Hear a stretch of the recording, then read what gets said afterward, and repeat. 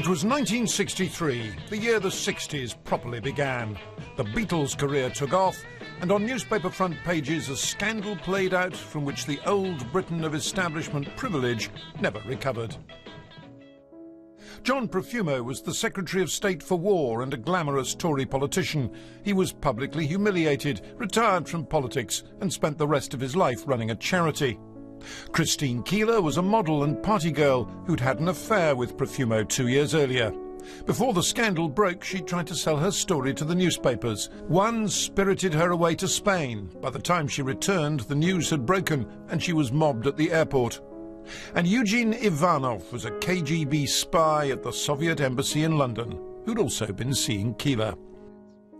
Stephen Ward was the man who'd brought them all together, an amateur artist and society osteopath with a string of celebrity clients and a taste for pretty girls.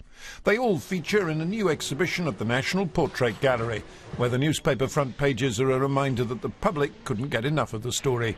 The countries I can well remember was so excited by the opportunity to read about people having better sex lives than they did and getting them punished for it and publicly ruined and pilloried.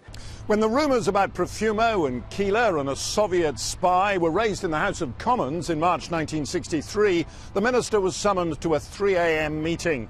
The next day, he gave a statement to the House, denying there'd been a breach of national security and denying he'd had an affair.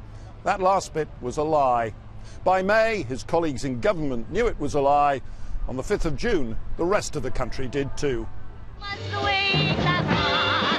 The scandal was a gift to the new breed of satirists, including Private Eye, then just 2 years old, and it helped bring down the Conservative government of Harold Macmillan.